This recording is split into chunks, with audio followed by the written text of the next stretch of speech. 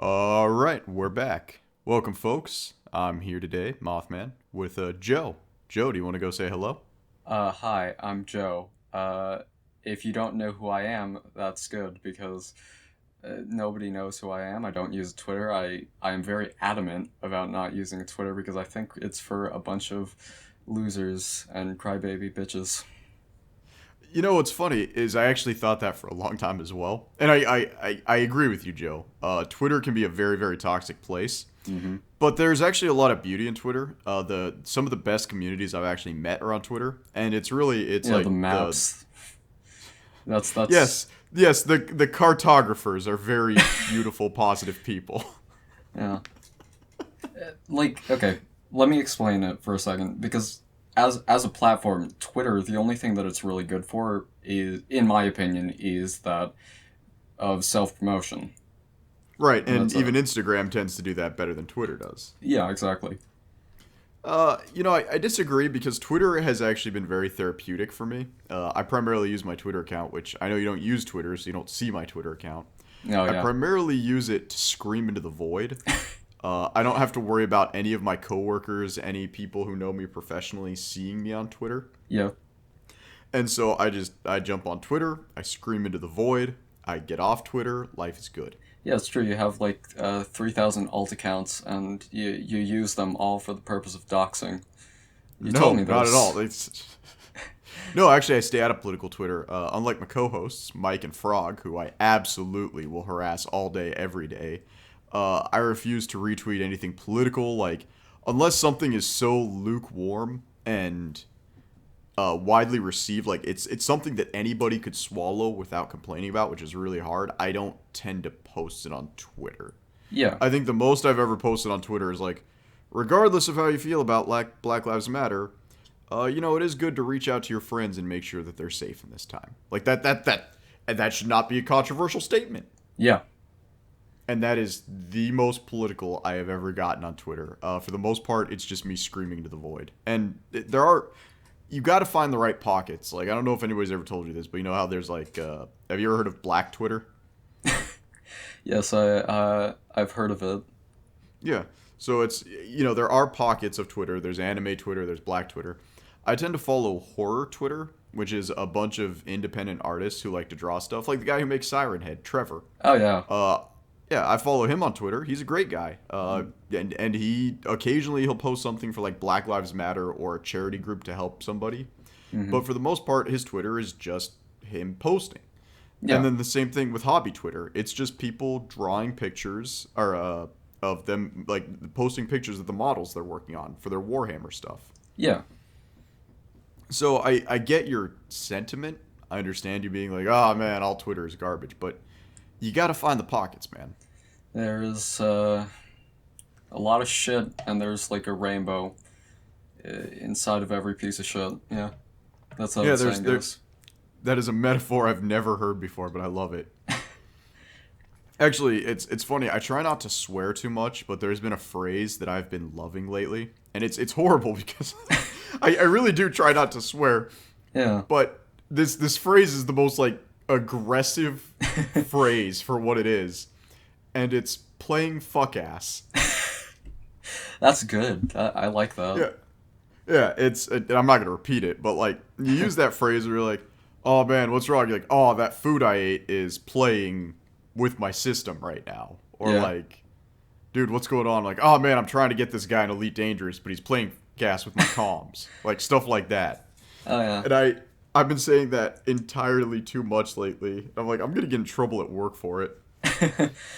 uh, I think that uh, Go on. I swear like a sailor, and I think it's because the only time that I've ever gotten in trouble for using a swear, I think it was cunt.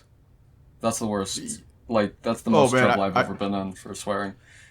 I just got on Frog's case about that the other day Uh huh. because he got mad at me for using my perpetual N-word pass that I rightfully earned when I helped somebody steal a PS2. Uh Uh, that's on another episode of our podcast. I told the story of how I stole a PS2. yeah. Um, But Frog was getting mad at me for having my pass, and he then just drops that word on me, and I'm like, man, You got a cunt pass? like yeah, you got that pass, man. It's so funny because colloquially, like you go to Australia, and that word means nothing. Yeah. That's like calling your friend, like somebody your friend. Yeah. But I'm like, I don't live in Australia though. I don't live in Spider Hellhole. Like, please don't use that word. Yeah, so trust me, like it's so weird seeing us how we handle language differently.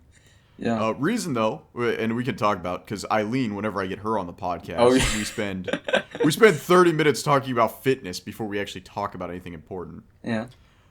Fun fact, actually, I think I told you this, but I thought you were black for the longest time. Oh, no. I am No. half white, half Asian. I was gonna say you look like a discount Justin Wayne, so I've been like, Well, and that's why.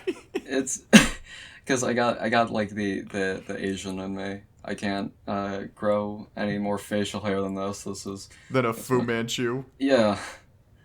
And No, it's like Eileen. Speaking of Eileen, Eileen was supposed to be. speaking of facial hair. Speaking of facial hair, how does that fare? How did the steroids treat your facial hair, Moth? Oh man, so fun fact, I actually can't grow facial hair either, and it's because I'm permanently youthful. Like, I'm pretty sure my mother sprinkled the Lazarus pole on me when they got me, like, Catholic baptized. Oh yeah. I can't grow facial hair to save my life, but I'm almost 30, and people are consistently like, man, you're so young, you know, like, it's good that a college kid like you is at the gym, and I'm just like, No. dude, I'm older than you. Yeah. I am literally 30. And you're like you just told me you're 24 and you're telling me it's so good that someone my age is going to the gym like when I'm still young and I can get good technique, and I'm like, No. I'm pretty sure you asked me to buy you cigarettes at one point, man, like. So I yeah, trust me, I can't grow facial hair either. Yeah.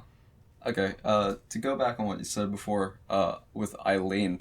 Eileen was supposed to be on this podcast, but apparently she couldn't make it.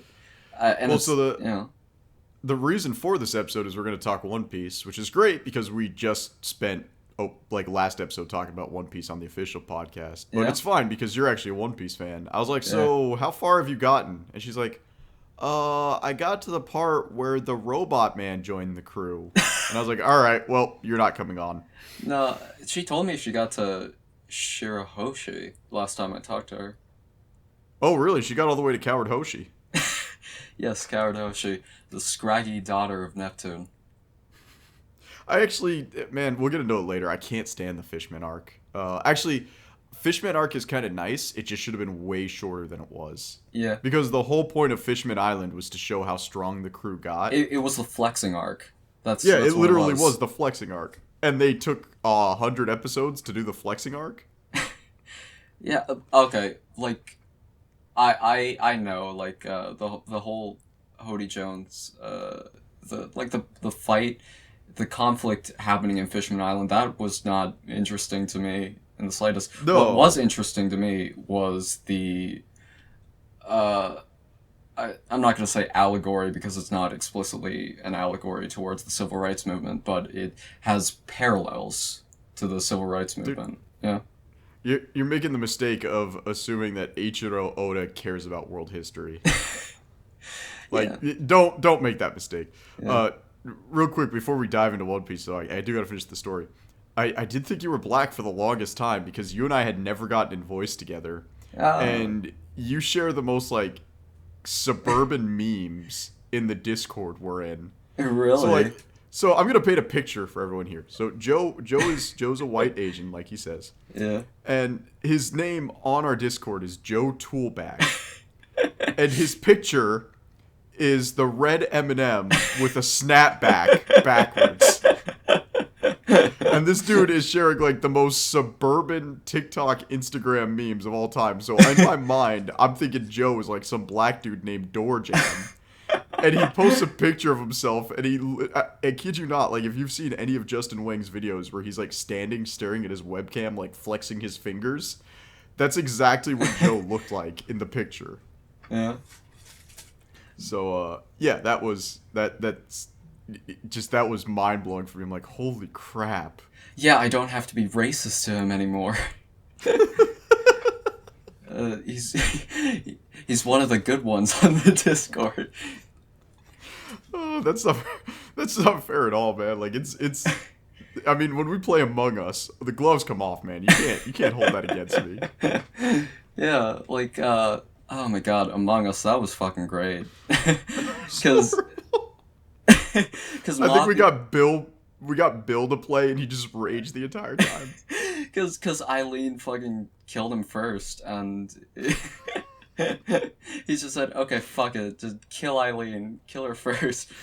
And Every time after that. yeah, and the thing was, we couldn't follow the fucking rules of Among Us, which is, you're not supposed to talk. We were talking the entire fucking time. Well, it's a different strategy because we Yeah. all agreed, because we're all adults, we're all people over the age of like 17. Yeah. We all agreed that if you die, you just stop talking on Yeah, the just spot. shut the fuck up. And what's funny is we never even noticed when one of us stopped talking. Yeah. Like, we have 7 of us in the call, and Bill drops out after 20 seconds because Eileen slits his throat, and we're just like, we don't even notice that he stopped talking for 5 minutes. Yeah. And it's Yeah. like, it's an immersing game. Like, I'll give that. What's funny is, like, I've seen, because it all started with playing Uno and playing Mafia back in Boy Scout camp back circa 2002. Yeah. So the idea of Mafia, the idea of Werewolf, the idea of Town of Salem, like, that's an ancient idea. Yeah. And so and like, here's the thing, even The Thing, John Carpenter's The Thing, ancient idea for a game. And yet, Among Us has managed to capture all of this simplicity and pack it in such an airtight package with a unique spin on it that it's genuinely fun to play. Yeah. And the unique spin is the fact that you have to run around and complete objectives. You can't just like all sit in a room and chill. Yeah. So it doesn't necessarily have a time limit, but the limit is getting the task done. Yeah. Yeah, and it's and that's the thing, is the saboteur is always messing around too. So you always travel in groups of 2. Well, that gives the saboteur a chance to kill you, and Yeah. it's pretty good. Have you gotten a chance to play it outside of your old world Alaskan stereotypes of black people and Hispanics? Nope. I've only played Among Us with you guys because that's like the only thing we can all seem to agree to sit down and play together. Yeah. It's because Dave is a pussy, because he can't... No, it's because Dave won't stop playing Borderlands 2. Oh my god, like, Dave told me about that, how you just like, oh, you're still playing Borderlands? And you just fucking drop down. He's like, yeah, it's been fucking months. We should be fucking done with this game. Yeah, and that's this thing. Like, don't get me wrong. Out of the Borderlands game, like, I'm sorry, dude. If you're hearing like snapping in the background, this massive spider just crawled on my mic, and now I have to play this game where I'm like, do I just inhale the spider? Do I kill it and ruin sound quality?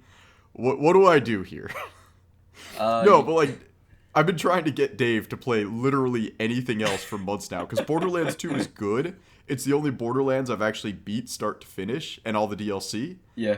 But like, I think my playtime on that is maybe 42 hours. Yeah. Dave is just, every time I've logged in for the last 3 months, it's just been Borderlands 2. And, like, we talk shit about Borderlands 2, like, all the time, because it is an incredibly flawed game. Out of all the Borderlands games, it's the least flawed, though. It's definitely better than the pre-sequel, and it took all the things that made Borderlands 1 good and built off of it. And by God, the memes aren't dated like Borderlands 3 yet. Yeah.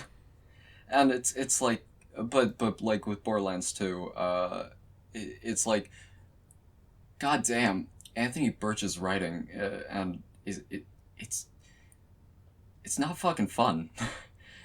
It's No, it is not. So Dave is like, well, we paid literally nothing for the game, right? So going into this, we expected that there's nothing to lose. There's only up from here, and yet we have suffered so very, very much. Yeah, Well, I'm glad he's playing it, but holy crap, he's done soon. And when that happens, we can actually play something else. Like, MechWarrior Online had this huge summer event where you could basically get 3 free mechs, and all you had to do was play like 2 games a day for 3 weeks. Yeah. And Dave, who loves BattleTech, we did an entire episode of this podcast off of it. He's like, "Yeah, I'm just not feeling it." I'm like, Dave, you'd have to pay like $40 or $50 to get all the stuff they're giving you for free. Just jump on, please. Dave has paid like $900 for the BattleTech Kickstarter. No, I'm pretty sure he's con level. I can't prove it, but I'm pretty sure he's con level, which is I think 1,300 Canadian. It's so bad. Here's the thing though. Dave is a massive BattleTech fan. Like, I thought I was a huge BattleTech fan. Yeah. Dave has read every single book in the universe. And then when he's showing the picture of, like, the table they have, because they showed everything that the cons were getting, where it's like, you get every shirt, you get every pin, you get every set of dice, you get everything the con's getting. Like, they showed the table of what they're shipping off to the con Kickstarters for Wave 1. Yeah. Dave's face is dead center on the table for the world to see. It's fucking crazy. Like, if you've seen any of Dave's selfies, you know they're fucking. He likes taking ugly selfies, because you know what Dave looks like. Dave is not shy about what he looks like because he's one of the few internet personalities who doesn't look like a troglodyte. Yeah, if you want to see Dave in his handsome state, that picture does him incredible justice. It's funny because you can't wear nerd apparel and look good. It's kind of like those girls who have like the Legend of Zelda tattoo or something. It's like, oh, look how cute and like quirky I look. And you have to base your entire look around looking nerdy and cool, and it's really hard to do. Yeah. And so Dave took this picture of himself wearing his Jade Falcons jacket, which it's great. Like, it's really difficult to make yourself look consistently good while wearing nerdy clothes. Uh-huh. And Dave looks he looks as good as you can look doing what Dave is doing in that picture. Yeah. And then you just look at the artwork they made based off of him, and it's just they took everything that made Dave good in that picture and they blew it so high up. It was so good looking. Yeah. Like, I know that's one thing about you, Moth. You love aesthetic appearance. Yeah? Men. Yeah, men. And dude, I'm married. I don't care what any woman that isn't my wife looks like anymore. When you get married, and I don't know, maybe because I got like married under good Christian values, quite literally, but I don't care what any woman looks like anymore. Uh-huh. It just doesn't. My wife's at the gym. She's like, "Hey, look at that chick. She's got a big old butt," and I'm like, "Hey, that's great and all, but this dude is deadlifting 405. Can you be quiet for a second?" That's fucking great. Like, I haven't gone to the gym in like so fucking long. Like I went to the gym like casually, just to stay skinny and stuff like that. Dude, you're Asian. You're good until like 27. Yeah. Wait, how old are you, Joe? 18. Are you really 18? Yeah, I'm 18. Oh, damn, dude. You got that, like, I'm screwed forever voice now. Oh, shit, yeah. It's, no, dude, don't even worry about it. My voice hit its lowest point when I turned 15, and I was no longer a squeaker on Halo and Call of Duty Modern Warfare 1. Back when Call of Duty Modern Warfare was on the 360 and it was brand new. Uh-huh. And I pretty much had a free pass for life. And I had a buddy who's same exact age as me. Dude's like 14, I'm 15. Uh-huh. And playing online parties with him was a death sentence. Yeah, because you jump into a party, he's like, "Hey guys!"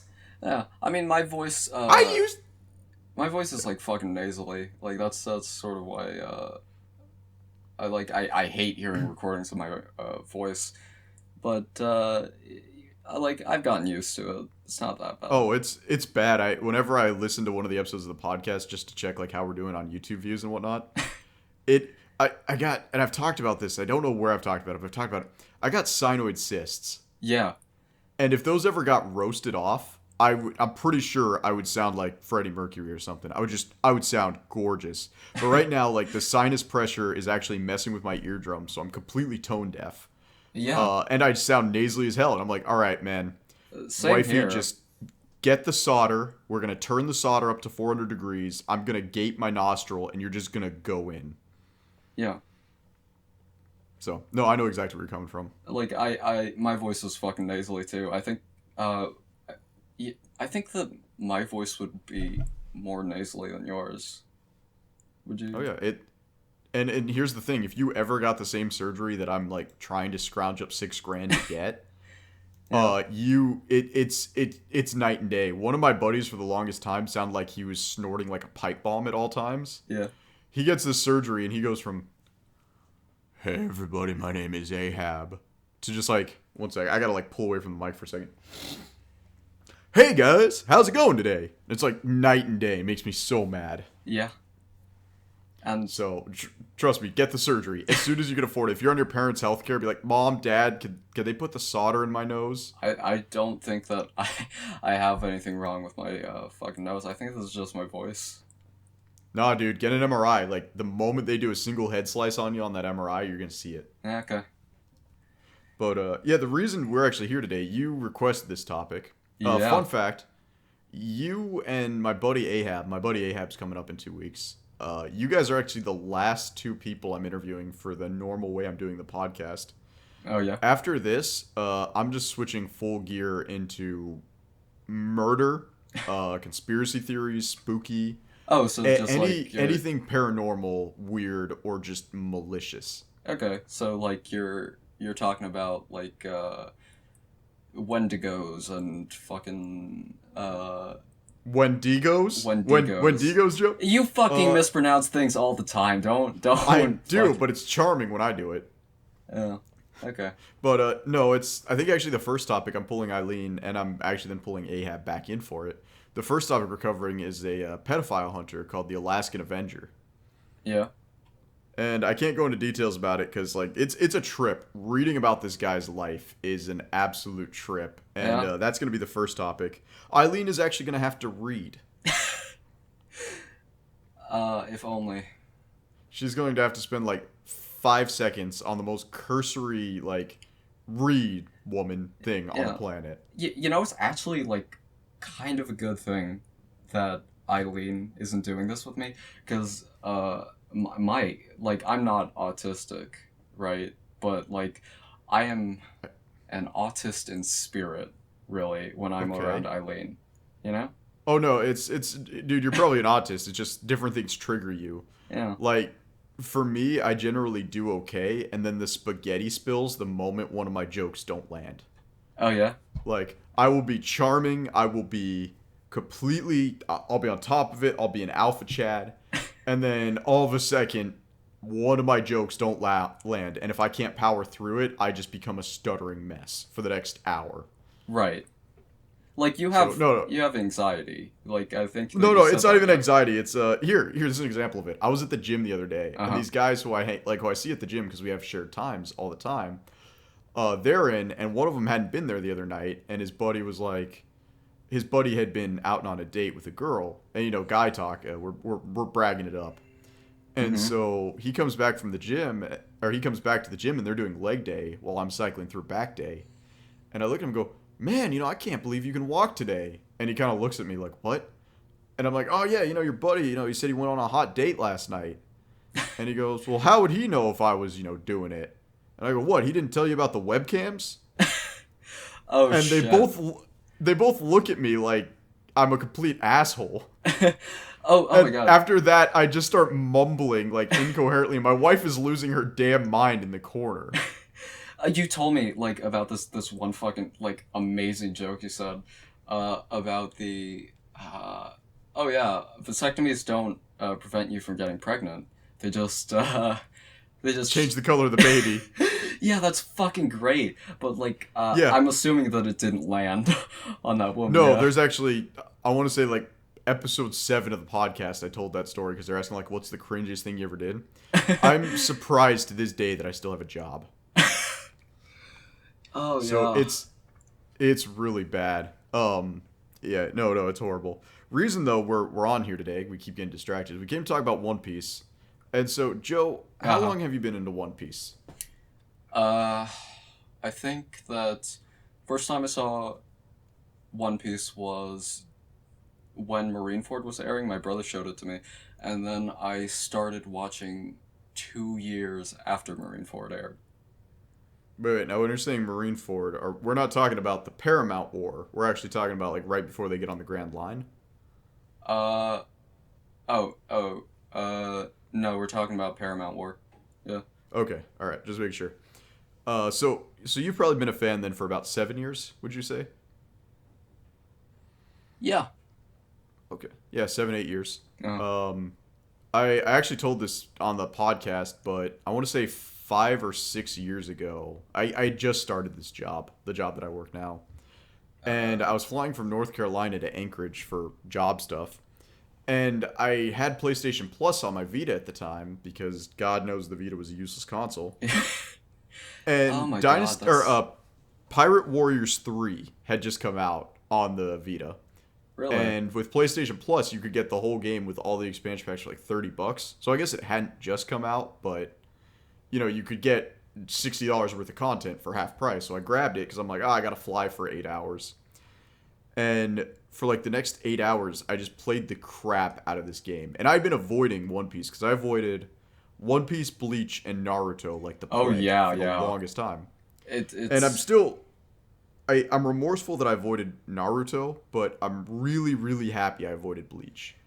I got Uh, into Naruto after One Piece actually because oh my god, like fucking kids at school would not oh yeah, shut the. no, that's exactly That's why that's because why, it's yeah. the kids at school. Yeah, It's the it's ones doing hand jitsu in the corner, and the kid who's friggin' sight reading because he only knows sign language sees what they're doing and runs off crying because he's getting bullied. yeah, they're saying, "Hey, let's take his lunch money. Yeah. Let's fucking dox him." Exactly. But no, and so I played it for like 8 hours straight. I'm like, holy crap, this is kind of cool. Yeah. And then I was talking to my wife, and my wife was like, yeah, I actually watched One Piece. She had originally watched it. I want to say right up to Gecko Mora's arc. So Thriller Bark, yeah. gosh, yeah, Thriller Bark. And she was like, yeah, I'll totally watch it. She's like, and I'm like, oh man, I really like this Sanji character. And she looks at me, she's like, you're not gonna like Sanji. And I was like, okay, whatever. That's cool. Yeah. And she's like, actually, a lot of the main crew after they get on the Grand Line kind of suck. Like Chopper is the last good character they get. Really? Yeah, and I'm like, well, what about this one guy with the pompadour? And she's like, oh, that's Frankie. You're gonna hate him. No, Frankie is fucking And awesome. What is well, she saying? Frankie, I mean, Frankie is my favorite character. Always has been. Yeah. Ever since I got into it. So I've been playing the game, and we start watching. I want to say I pick up. I skipped the first 3 arcs, and I still to this day haven't seen the Zoro recruitment arc or the Usopp recruitment arc. Oh. But we went straight to Sanji's arc and then Nami's arc, and I think it took us 6 months, and at the time Six it was months? halfway. Yeah, it was halfway through Dressrosa. To get through East Uh, Blue? To 6 uh, months? no, to get through the entire thing. Oh, I see. That's not bad. That's some No. good time. And we used Anime Filler List. Like, we absolutely skipped 100 episodes. Oh my god, I think that, like, I was a dumb shit, right? Dumb shit kid when I started watching One Piece. So I didn't actually know whether it was filler or not. So I think I watched everything. But something You're about gonna it, tell me the Wacky Races episode, you couldn't tell that was filler? yeah. But, like, here's the thing. I have completely, like, subconsciously fucking, somehow, I've blocked it out of my memory. So, like, if you ask me about a filler episode, like, even though I have definitely watched all the filler episodes, I could not tell you a single thing about them. Well, my worst thing is there are entire arcs that feel like filler to me. Oh, yeah? There are 3 arcs in specific, which is funny because they all happen about at the same time, and they all feel like such like filler to me that I cannot genuinely believe they're real arcs. And it's Skypedia feels like a Uh, movie actually. Skypedia should have been a movie. Skypea is self-contained enough to warrant that, I suppose. Let's see here. What's the other one called? Little Garden feels like filler. Okay. The entirety of Little Garden actually feels like filler to me. Yeah. And the third arc that feels entirely like filler is the Davy back fight. That one's like definite. You know, like But you know what's funny is out of all three of those arcs, I think I enjoyed Davy Backfight the most. Davy Backfight is fun. Like even though it's over the top, it's fucking ridiculous, but it's It's fun. kind of like the highlight of One Piece at the time though, because Yeah, it's all the crew members interacting, it's goofy stuff happening. It's not a bad arc by any means. I actually like the Davy Backfight a yeah. lot. It's just it feels like filler. Mm-hmm. Because none of those characters come back. That is the only group of characters I think have never come back Uh, for anything. yeah, that's true. I mean, even Skypedia, like Sky nobody from Skypedia, so to Skypedia. What speak. the fuck are you saying, Skypedia? Like Yeah, it's it's nobody's ever really come back, but at least you've seen people from that area come back. Like one of my favorite members of the Supernovas, oh the Mad Monk, is actually from Skypedia. So it's like, I yeah okay. so, Speaking of the supernovas, uh, in the current arc, Wano, they're getting a lot of fucking love. Let's see. half of them are. Oh yeah, but that's Because you pretty got to good. remember, Zoro, and Blackbeard are also supernovas. That's true. So Uh, here's a question: are they supernovas? Are they the worst generation?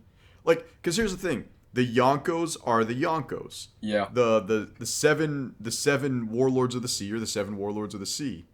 Are they the worst generation? Are they the supernovas? What are they?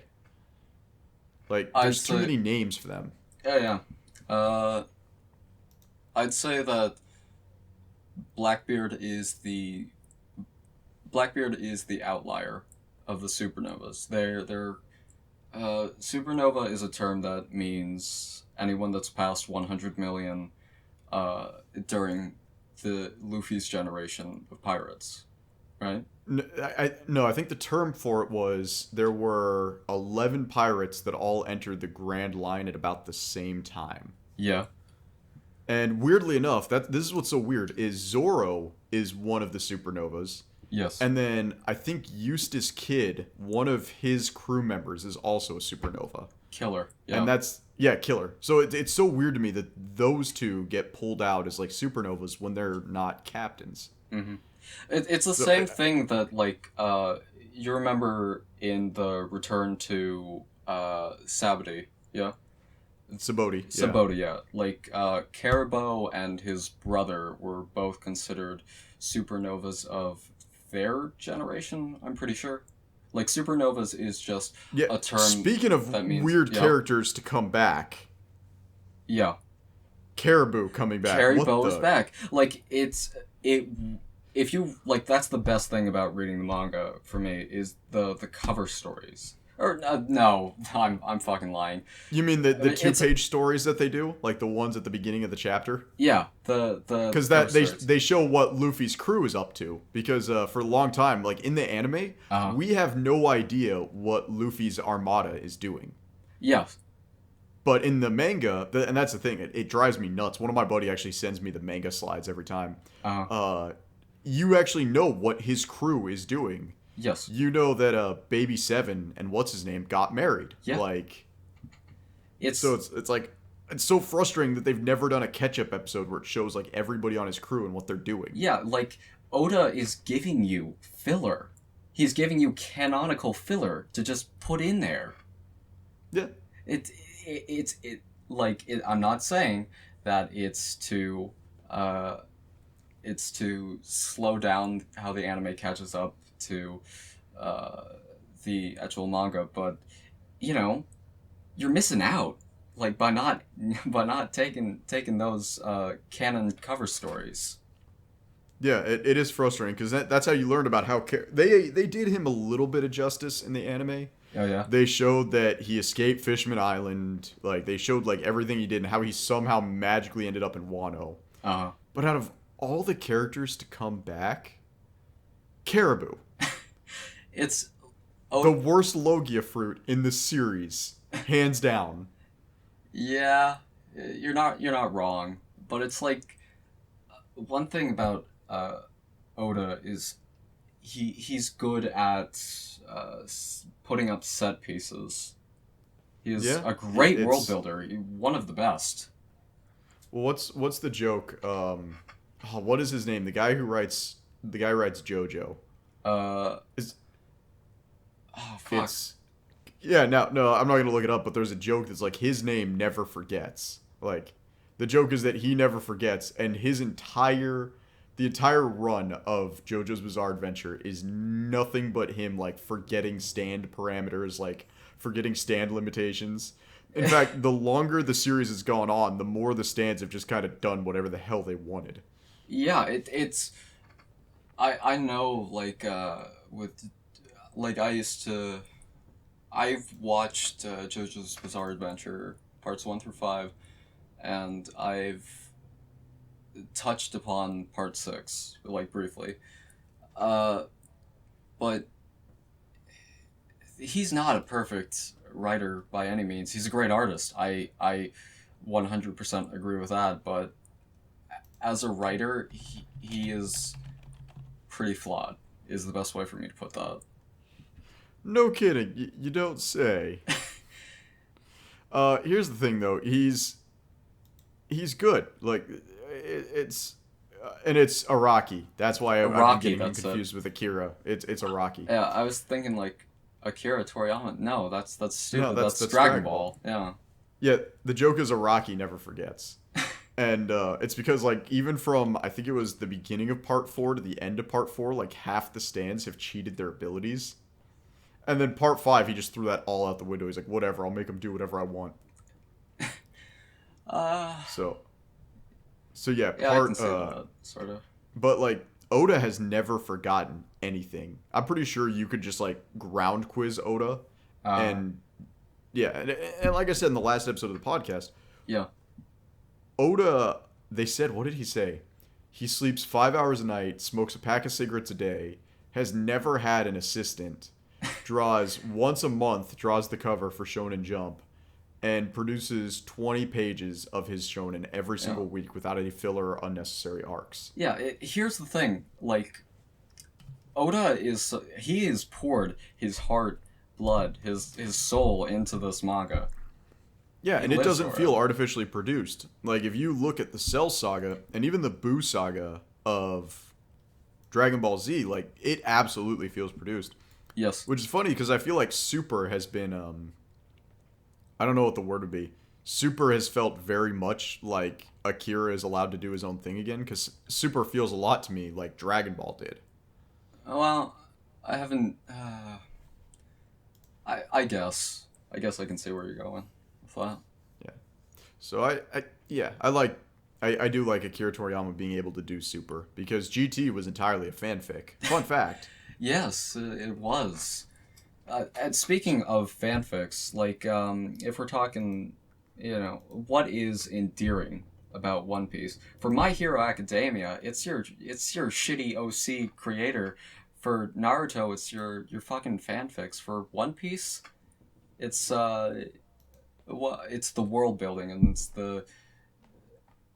it's the relationships and character building that Oda puts into this manga. Yeah.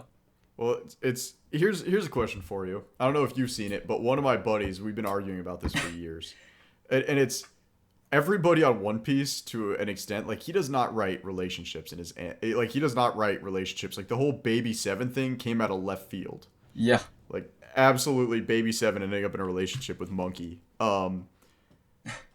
For some reason, everybody has just steadily begun to feel like he's been writing Frankie and Robin together more and more and more. Uh But huh. it's so subtle how he's been doing it too. It's like And I know that I actually gave you a spoiler a yeah, little where they bit ago. fight, they're gonna fight together in this upcoming chapter. Yeah. Yeah, it's. I mean, like, okay, he did Strong World. Strong World, I think, is the only movie Oda has actually written start to finish. He has had the most involvement in that one. Yeah.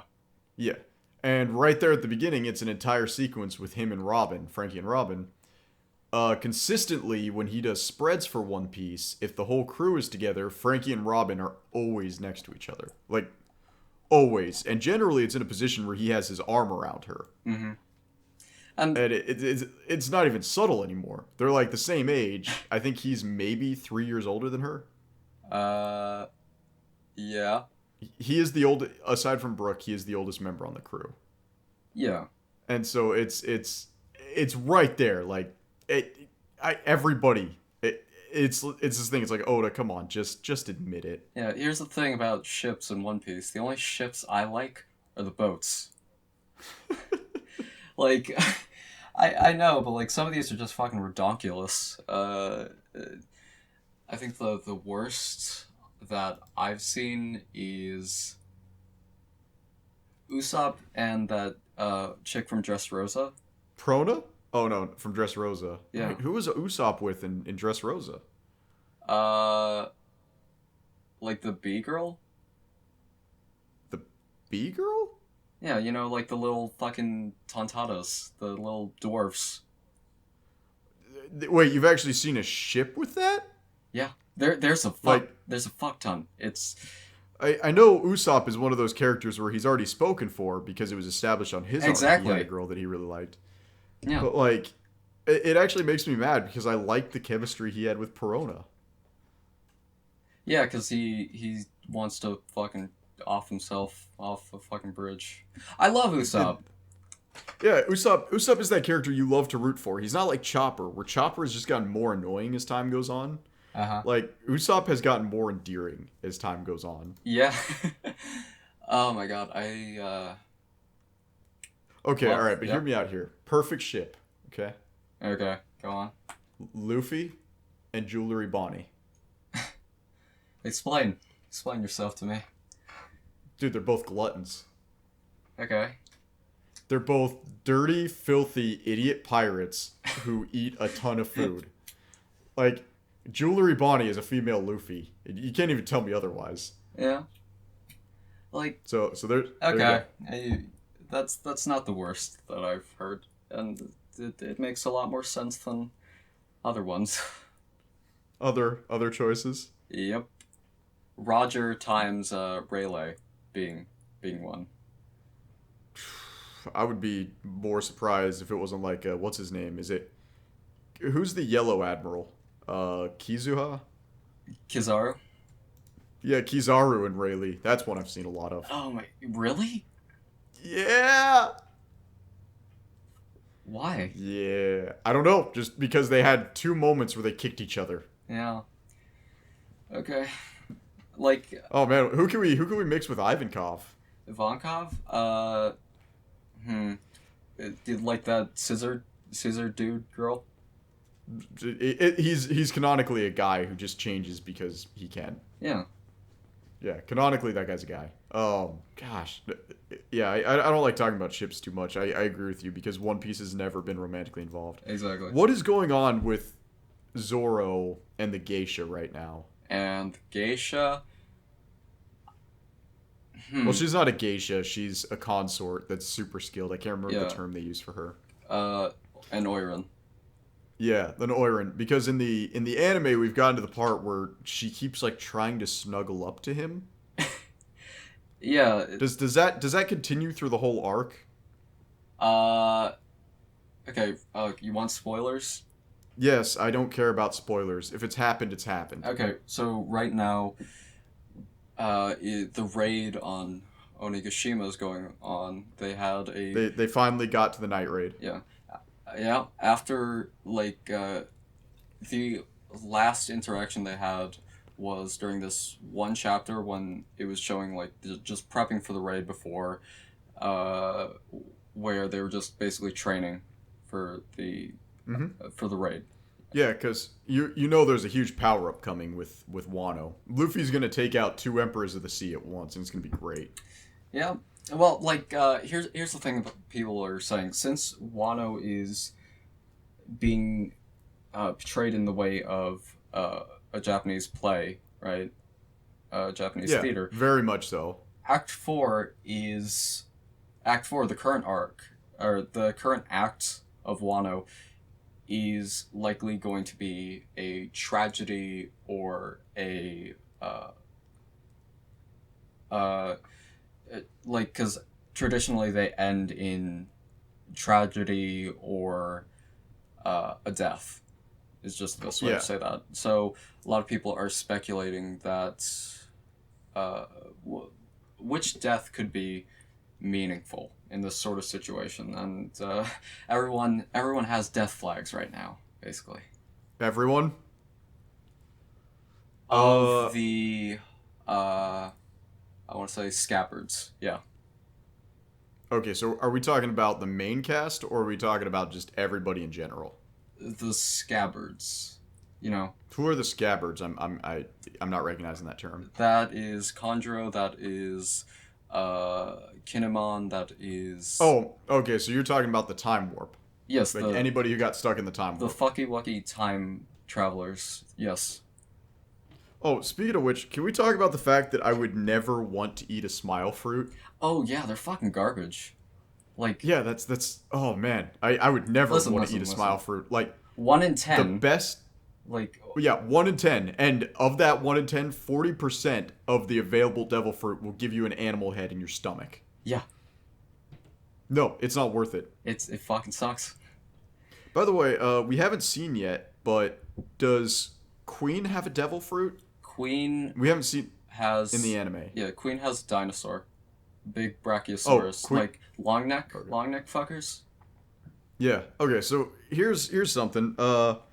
Remember when the anime started, and it was like... And we're gonna go all the way back to Crocodile's arc. Let's go. Yeah, to Alabasta. When everybody said One Piece stopped being good after Alabasta, which is a load of crap. Fuck you. Because One Piece stopped being good when the Paramount War happened. And I'll defend that in a minute. Remember when they said there's only like 5 devil fruits that can fly? There's 5 Zoans that can fly. Did they? Did they actually say that? Yeah, they said there's 5. There's the hawk. The hawk flies. There's Marco's devil fruit, which is the phoenix that flies. Mm-hmm. There's the pterodactyl that flies. That's one of the aces, or that's one of his headliners. Yep.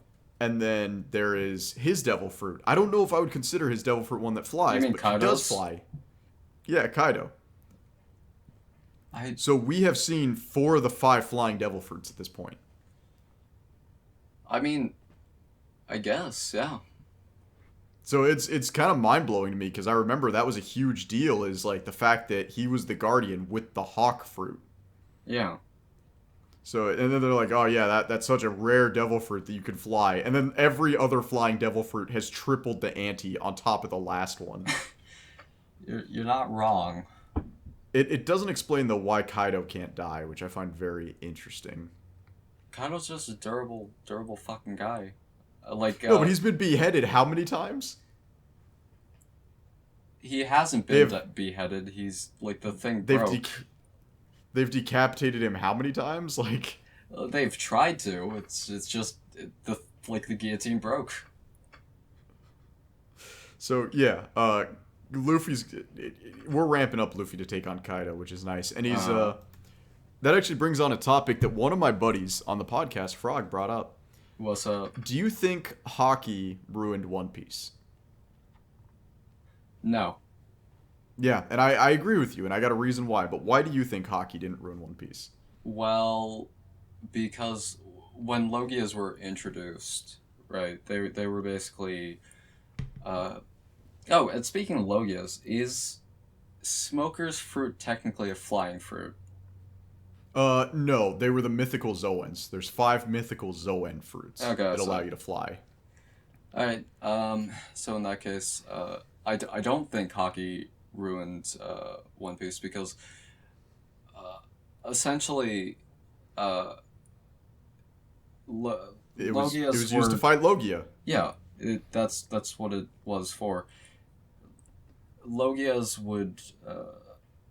are essentially invincible, and to have that written in, I'm not saying that he wrote himself into a corner, but I am saying that for the sake of, you know, the world making sense, for the plot to essentially continue, like for him to actually defeat Blackbeard, who was, shown to, because his fruit is a logo. So, sorry if I'm rambling. No. You're trying to collect your thoughts because I sprung a question on you. Yeah, but Blackbeard, who is essentially being set up as a villain, or one of the final villains for Luffy to face off against, he would need to be put on an even playing field. Yeah. Is the best way I can say that. Well, to be fair, he can't transform his body. That's the thing about his Logia fruit. Yes. It is the binding Logia fruit. Mm-hmm. But like the thing is, it cancels out fruits. Devil fruit powers. Yes, exactly. Yeah. So if Luffy, stretchy boy that he is, tried to gum fucking bazooka, gum dick shot, he's not gonna get far because he can't stretch anymore. Essentially. Yeah. Well, the reason I don't think hockey ruined One Piece is how many members of the crew use hockey? Like, realistically, how many? Okay. Like armament, specifically? Just hockey, period. In general? Okay. Luffy, Zoro, Sanji, Usopp. Yeah. It's theorized that Robin has it as well, but we're not sure. Oh, yeah. Yeah, there you go. There's 4 of them. How many at the current level in which the One Piece pirates are at, how many of them do you think could beat Crocodile right now? Zoro, Sanji, Luffy. No, I think Nami could beat him. Yeah, that's true. And we're talking Sabaody, or gosh, I keep saying Sabaody. We're talking about like all the way back to Crocodile's arc. Oh yeah, right? Because like Crocodile has like a Logia that gets affected by water, same as NL, all that. So, I would say everybody on the crew right now could beat Crocodile when he was introduced. Yeah. So, the thing is, you have all these fighters who are standing on a grand stage, and only a small handful of them use hockey. And yeah, you can argue that Zoro, Sanji, and Luffy are the big fighters of the team, and you're not wrong. Oh yeah, Frankie could fucking beat him. So could Brook. Yeah. Yeah, and yeah, so Frankie, I assume most of them. Yeah, you're right. Yeah. But here's the thing: Frankie is incredibly powerful without using hockey. Yeah. Like he has Frankie a fucking is laser probably, beam. I would say after Zoro, he's the 3rd strongest. Yeah, like I think I showed you that fucking panel. He runs over Big Mom. Does he? He runs over Big Mom with a motorcycle. Nice. By the way, has she recovered from amnesia yet? She has. Okay, so Luffy's gonna beat 2 Yonkos this arc. Yeah. I don't think he really has a choice. He has to beat the 2 Yonkos. Yeah, that or die. Yeah, and we can't let Luffy die because he has to be sacrificed to the world government. Oh yeah. Like speaking of your one rule for this podcast is don't get political, right? Yeah, that's my one rule. That's why I was really nervous when you introduced yourself. Yeah. Here's the thing about One Piece. Like, One Piece has political themes in it the same way that your D&D campaign has political themes in it. But it's so abstract, it doesn't matter. Yeah. I would say that, except for one theme which stands out in almost every arc, and that is that of censorship. Yeah, the entire world government is very, very censorship. Yes. And I think that's one of the, obviously, 5 IQ here, just saying this. I think that censorship is a bad thing. I think that Oda is saying that, maybe censorship is a bad thing. And I think a lot of people get censorship confused with desire to watch stuff, which is, it's kind of weird, like how I would explain it. Like, I don't think people should be censored from being able to create media. Yep. But there's something, and this is really bad because Justin Wayne covered this in one of his videos. We did actually have a time. I think it was supposed to be like after 7 p.m. to 9 p.m. in the United States was supposed to be like the family fun hour. And that never, like, that existed, I think, for 6 months, because then it was ruled unpolitical. But it's the thing, like, Uh-huh. if I turn on Cartoon Network at 2 in the afternoon for my niece to watch it, I would like my niece to watch mindless cartoons. I don't want to turn on the TV at 2 in the afternoon and see Aqua Teen Hunger Force. Yeah. So there's a time and place to watch everything, I guess, is my opinion on the matter. Yeah. Like, the thing is, like all these people that bitch about like how video games are violent, yeah, I agree. 12-year-olds should not be playing these games. That's why they have fucking ratings. Yeah, when I was a kid, I mean, honestly, I didn't play Fable until I was 15. Yeah. Because my mother was absolutely crazy about it. Like, I had to beg to play Halo, and my mother had to, like, sit there and watch me play Halo for the first half an hour. And it was, I mean, trust me, I grew up with parents who were like, yeah, M-rated game's bad. Like, there's a reason we rate things the way we do. Yeah. I would not want a child to watch the Boondock Saints. Yeah. Like, here's the thing about Halo. She saw that you were just killing aliens, and you're like, okay, that's fine. You're not killing. That seems like a good Christian activity. Yeah. It teaches you to, fear things that are different from you. And Absolutely, and I have continued that for the rest of my life. yeah. But no, I agree. And I will say there is, I wouldn't say it's censorship in One Piece. I would almost say big government bad. Because Oda is very much, I mean, he's a product of Japan. Yeah. And for a long, long time, Japan was very censorship happy. Yeah, and Wano specifically is a criticism for Japan's isolation. Feudal Japan. Yes, exactly. I would actually say, at least in the anime, it's been very level-headed about retelling the story of Japan's isolationism. Yes. I wouldn't say it's been like, completely unbiased, but I've very felt strongly that it's like, isolationism happened and there were good and bad parts to it. Yeah, if you, like, just take a look at the fucking world government. Like, understandably from your point of view as a reader, you know that, opening up Wano's borders, letting the world govern in, that would kind of fuck it up, kind of like imperialism did to a lot of the world. Oh yeah, no, it's there were, and like I said, he's handling it. I think he handled it very well with the what's his name, the hedgehog. Uh-huh. Currently in the anime, he's getting shot. I don't know if he's gonna live or die. Don't tell me that part. Yeah. But they actually do talk about the isolationism. Uh-huh.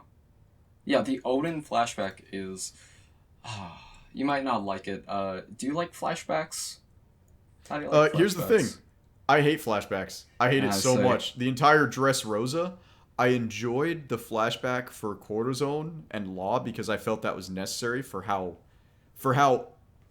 necessary of a character Law is. Understanding his backstory is very, very good. Yes. But then doing a backstory for the soldier, doing the backstory for Doflamingo's childhood. There were so many flashbacks that what could have been the strongest One Piece arc eventually just piddled out to piss. Yeah. I agree. Like especially in the anime, it is dragged to shit. Like I think Dressrosa is 200 episodes? Yes, the pacing is fucking awful in Dressrosa. Like actually the current pace in the anime is not even like at a certain point it's like a third to half a chapter per an episode. I would say right now the Wano arc is doing pretty well on its own. Yeah. And I think it's because they stopped the anime for 3 months? Yeah. So they have all those money shots. They have like cuz that's the thing about animation. It doesn't take money. A lot of people are really stupid and say, no, it takes time. Yes, it takes time. And the money, like that's why Patreon is a thing, right? When people are paying on someone's Patreon, they're paying so that ideally they can reach this certain goal, right? Where that they have that I can work full time on this now. That's what it's for. Dedication well, and that's more true. Time. They can work full time on it, but full time does not mean that it's going to come out faster. It just means that they're going to comfortably be able to work on the product. Yes. I mean, look at Lord Bung. And I don't know if you watch the SCP videos. Yes, I do. Yeah. Fucking great. Yeah, so Lord Bung, he's pretty much paid for through his Patreon, through his videos. Uh-huh. Guess what? 20-minute video still takes him 4 months. Exactly. And I think he has assistants now. Yeah. And it's So like here's the thing about the anime industry. I will say this about Lord Bung. Yeah, go ahead. And you're not on Twitter, so you don't see this. If he spent half the time animating that he spends simping for Asian girls on Twitter, I think he would get done a lot faster. Yeah, like my wife followed him on Twitter, I think, for about a month before she unfollowed him, and the entire time it was basically him just like being like, "Wow, Asian girl so pretty." I mean, Rivers Cuomo does the same fucking thing.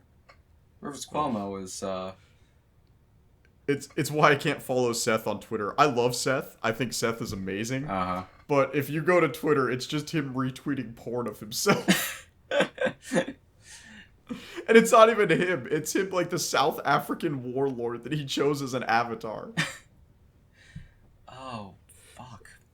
Like, to go back on to like One Piece. to I guess Or like the animation. I was actually going to talk about like Yandere Dev for a second there. Like Okay, Yandere Dev is an example of like Yandere Dev I think needs to be left alone at this point. He failed, and I don't think he should be crucified for it. Yeah, people, because you can already tell he's not mentally stable and never has been. Like, here's the thing. He's just making a fucking game. That's it. You don't want to give him money.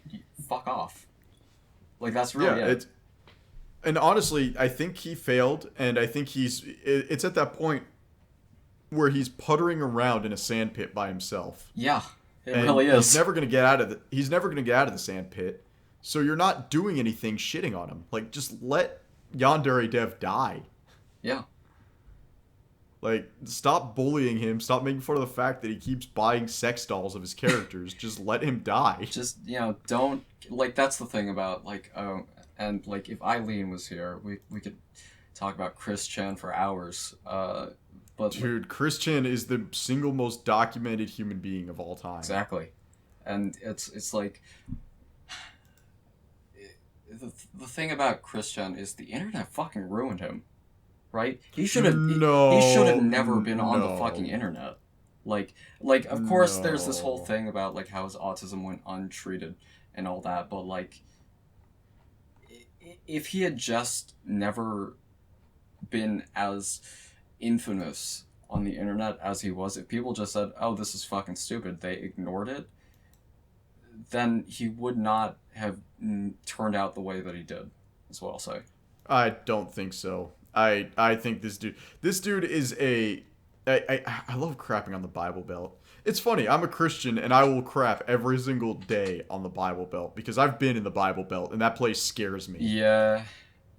No, like the Bible, like he is actually the perfect example of just one of millions of dudes living on welfare in the Bible Belt with his parents. Yeah. There are thousands of Christians, and if you don't believe me, walk into your nearest card shop on a Magic the Gathering release night, and you'll see it. Like that's why I hate this. I hate how people, like just fucking go viral over something that they have no control over. It's that Star Wars kid. I'm pulling up stuff from like 2008, 2009. Right, the fat kid. Oh, you mean the one who's just like spinning the freaking lightsaber around? Like he was just a fucking nerd. He went viral and then he wanted to kill himself. Yeah. It's like it's fucked up. Oh man, and just so you know, like if you want to emulate that level of bullying, I was asking for advice in one of my bodybuilding groups on a deadlift. Because I've never had good posture. I've always kind of really hunched forward. So doing proper deadlift form is really hard for me. Good. My back not lean back good. You got to use forearms strong. No, you don't use forearms. You actually let your arms hang as limp as possible. Lift and big you weights. Lift with your legs. Be strong legs. It's I posted a video, and for like 2 weeks straight, I got railed for how bad my form was. Is that the one you showed, like, of your new record? Yeah, when I hit 275, and I was like, man, this feels really great. And then I looked at the video, I'm like, man, this video is not good. My form is horrible. Yeah. And for 2 weeks straight, I got railed for it. And like, that's on a single group on Facebook. And I didn't log into Facebook for like 3 days. Yeah. Can you imagine what these people have to deal with, like, with that? Uh-huh. It's like, oh my god. It's so, trust me, when you bully somebody online, like, it's devastating. Can we go back to the, like, you used to be a thumbhead bully, like, of a 90s movie, right, Moth? Wait, what? A thumbhead? Yeah. What is a thumbhead? You know, those things from the, fucking... Are you talking to Spy Kids? Yeah, the thumbheads. From Spy Kids, yeah. Used to be one of those bullies, yeah? No, actually, I was scrawny until like 2 years ago. Uh-huh. Dude, I'm gonna be honest with you. I looked up thumbhead, and I'm pretty sure this is just a picture of a dude with Down syndrome. Like, what did you tell me to look up? Oh, you know. Like, when you see the fucking shirt of the guy. Yeah. No, actually, I really only got into bodybuilding like 2 years ago. That's fucking funny. Yeah. But no, it's I used to definitely be a troll, and I used to definitely be in the mindset where it's I don't understand why people get offended online. I got called a faggot on Call of Duty all the time, and I'm better for it. No, I was just trust me. I definitely used to be a very angry and malicious person online. Uh-huh. Like, why can't we go back to the good old days of shoving people in lockers? Like, Actually, I was watching Cobra Kai with my wife, and that thought was going through my head when they're talking about like cyberbullying and whatnot. I'm like, kids are malicious now. Like, I didn't want to go to school when I was in middle school because I got bullied a lot, but like, I would definitely take what these guys did back then over what I see online all the time. Yeah. Because online, it's just because online malicious. there's a filter online, basically. Like, you don't. It's there's a sense of anonymity. Yeah, it's the car driving principle. Yeah. I am the nicest person on the planet until I have to drive in the car. And then like everybody on the car is an a-hole but me. Like everybody on the car is a moron. And it's because I have this giant metal tank that I drive and I can call everybody else a douchebag. Yeah. So, yeah, no, trust me, I know what you're talking about. I would not want to go back to elementary, middle, high school with the bullying that goes on now. Yeah. But back to One Piece. Back to One question Piece. for you, Joe. Yeah, what's up? 3 favorite and 3 least favorite arcs. Go. Okay. I'm gonna try and pick one from East Blue, one from Nope. I can't do My that. 3 favorite arcs happened one after another, so trust me, you're fine. Alright, fine. I guess well, like, even if it wasn't, it's still gonna be that way. Third favorite arc, probably Arlong Park. Okay. Second favorite arc, I would say Impel Down. Okay. And then my most favorite arc is, I would say, Whole Cake Island. Yeah, Whole Cake Island. Really, Whole Cake Island. You're not gonna say like Vegapunk or Punk Hazard. Punk Hazard's not bad. But like, because we got Kinemon, we got Momonosuke, and We also got Frieza. yes, yeah, that's true. His voice actor is Gaster. Yeah, Gaster from Undertale. That's true. Yeah, I was actually very, very. So then, what are your 3 least favorite arcs? Because I actually agree with one of your choices there, and I'll tell you why in a minute. Okay. But before I do that, I want to know what your 3 least favorite arcs are. Okay, 3 least favorite arcs. Let's see. And now, keep in mind, like, I don't really dislike any too much. So, let's say third least favorite arc would be Fishman Island, I suppose. Okay.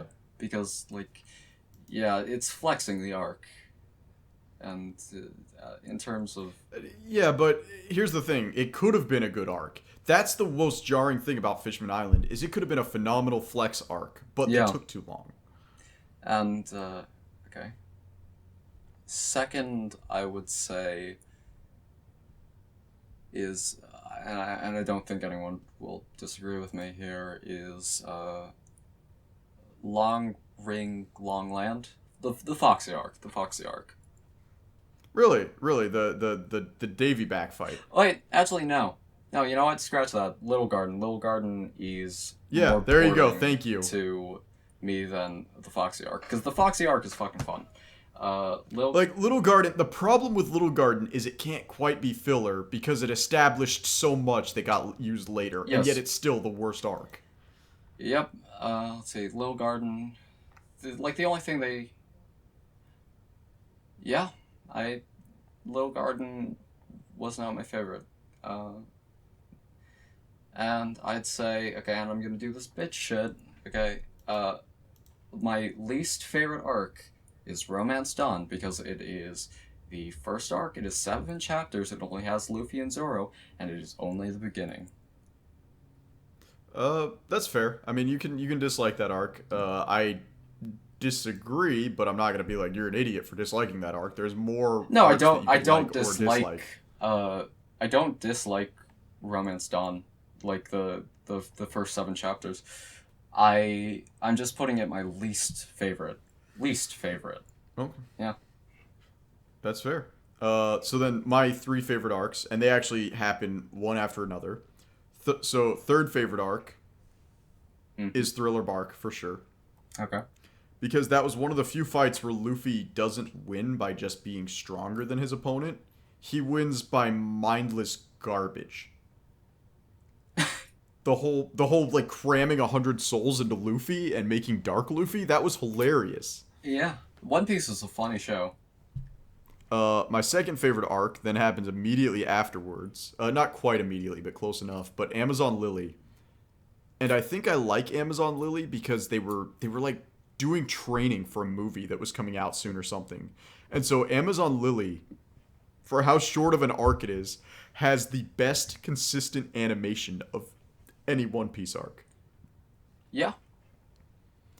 So Amazon Lily is just good simply due to the fact that it's a quick 20 episode arc, but there is heart and soul animation poured into every single second. Yeah. And then my first favorite arc, hands down, is Impel Down, which is really, really weird because it's the arc where the fewest members of the crew are in it. Yeah. I love just like it. I love Prison Breaks, I guess. I mean, it's so mindless. The stakes are so high, and they don't even win. That's the thing about Impel Down. They don't win. They just get out. Yeah. Like Bon Clay dies, but not really because Bon Clay is actually the leader of the resistance Yes. in Impel Down now. exactly. That's what he's doing, right? Like I don't actually know exactly what he's doing, but I'm pretty sure he's Yep. Cover story. Bon Clay is the new queen. that's what I'm aware of, yeah. So yeah, those are my 3 favorite arcs. My 3 least favorite arcs, also actually a lot of them happen simultaneously. Okay. Number 3, I would say, is Paramount War. Okay. I never liked Ace. I felt Paramount War was entirely too slow, and at no point did I ever feel that it was as grand scale as it was supposed to be. Because we're talking tens of thousands of lives are lost in a day. Mm-hmm. And I never felt that. Okay. Like, we are talking lives are lost, and at no point did I feel that watching that arc. All that I got from it is Whitebeard is dead and Ace is dead. And I hate Ace, so that arc is garbage to me. But what about Whitebeard? What do you like about it? Oh, I liked Whitebeard, but I'm sad he died. Yeah. The second arc, which ironically happens right after, is the Luffy childhood flashback arc. I get the purpose of that arc was to set up for Sabo to come back, but I hated that arc. Yeah. Like, the childhood arc is hot garbage. And then the third, just because of how long it took, how frustrating it was, the fact that it blocked me from getting to a genuinely good arc, I would definitely say is Skypedia. Skypedia. Skypedia worst arc should have been a movie. Okay. Well, So those are my three worst arcs. you've explained it pretty well. Yep. I'm not sure. Like you've explained it better than I have for my worst choices. Yeah. Which is funny. It's just weird to me that Romance Dawn is your least favorite choice when you basically said it's a good arc. It's just 7 chapters. Yeah, it's short. It doesn't have any of like the crew members that I like the most. That being Usopp, Brooke, Frankie, Nami. Like it's just Luffy and Zoro, and like I said, it's just the start onto something that is much much better. You know. You know what is funny to me though? Mm-hmm. As time has gone on, I've actually just enjoyed watching Luffy and Zoro interact with each other. Yeah. Because like it's gotten so convoluted that when they teamed up for the first time on Wano, Yeah. that was just it was nice just to watch them interact again. Yeah. So while it's funny you didn't like it in Romance Dawn, at this point in the anime, it's such a nice break. It is very sentimental. Yeah. Yeah. So I definitely liked it, but yeah, and it's good that you're a One Piece fan. I do appreciate that. What's weird is there are actually more One Piece fans now than there were when I was in high school. And you know, with something that runs as long as One Piece does, you expect the fans to die off. Like Uh huh. One Piece stays big. Like that's the thing. That's the thing. Like I think that the best part of what's running currently in Weekly Shonen Jump is the ability for me to, go 100 chapters and binge that in like a couple days, right? And just catch it up. Like that. Well, The binge is like what is currently in Weekly Shonen Jump? I'm curious about that. I'm looking that up right now. you have Black Clover, you have My Hero Academia, you have a bunch of one shots, or not one shots. I mean, new shows. You have Magu-chan, you have Gravity Boys, you have me and Roboko. Let's see here. Whoa. This is a weird list. I don't know how accurate this is. Dude, some of this stuff looks like a fairy tale clone. Do you mean Mashal? Let me see here. Ayakashi Triangle. Oh, yeah. You also... Let's see here. We got Honimaru Shonen, Burn the Witch, which I'm actually excited for the anime on that one. Boko to Roboko. Yes. This is weird. I didn't realize Weekly Shonen Jump is this many anime or mangas. I thought it was like Oh, yeah. You have 5. Chainsaw Man, Dr. Stone, Undead Unluck. Undead Unluck actually looks pretty good. I might read it. Yeah. A lot of people like it. It's, like, I haven't gotten into it. Because, like, to me, really the best part of like, these series that run in Weekly Shonen Jump is the binge, you know? Yeah, that you don't read them for 3 months and then you just go through them. Yeah, that's fucking lethargic. Lethargic? Is that a word? Yeah, it's a word. I wouldn't quite use it in this situation, but it makes sense. Yeah. Cathartic. That's the word I was looking for. Yeah, here you go. There's even a freaking like Oda just ran a one shot for One Piece the other day. Yes. He just ran one with Sanji the day before he met Luffy. Yeah. Like Oda is actively Well, then there was the one shot they did for Zoro as well. Like, okay, but back to what I was saying. Yeah. Like, One Piece has managed to keep me invested week by week. Oh yeah, for sure. Like that is something that is incredibly special about it. Like, it. I would say the longest I've gone without watching One Piece is about a month between episodes. Yeah. And like part of that for me was because there was a break in quarantine, if I'm being honest. Yeah. And, like, That was nice. That like 2 weeks where they were letting us out of our houses for a bit. and they said, "Get back in there." Yeah, go back in. We lied. Combine. Combine soldiers from Half-Life 2. Oh gosh, I don't want to get political, but I am so mad at how America's handled COVID. Every other country on the damn planet is out. Statistically, we are like among the worst in handling the situation. So it's true statistically. Well, I think a big part of it comes down to the fact, and at this point, I'm pretty sure everyone has turned off the podcast, so I can get slightly political. We are an entire culture, an entire country designed around the idea that we can't trust our government. And that hasn't benefited us in a long time. Do I think our government is absolutely evil? Without a doubt. But we're not trusting them. We're not acting the right way about not trusting them. Yeah. We're acting like idiots. Yeah. It's like... So. It's not... Yeah, sorry. There's not enough conviction behind... when people say, oh, I don't like... I feel like as though the government is actively against us. There's not enough conviction behind that. Is what. Well, it's the worst thing is okay, I understand not trusting your government. Mm-hmm.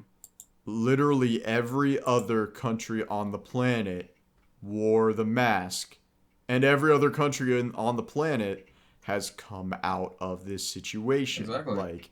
Most of them have moved on. And it's... I don't know. It's as much as it's not the government. You should keep an eye open if you see something. Yeah. But it's like trust the science. Yeah, exactly. So.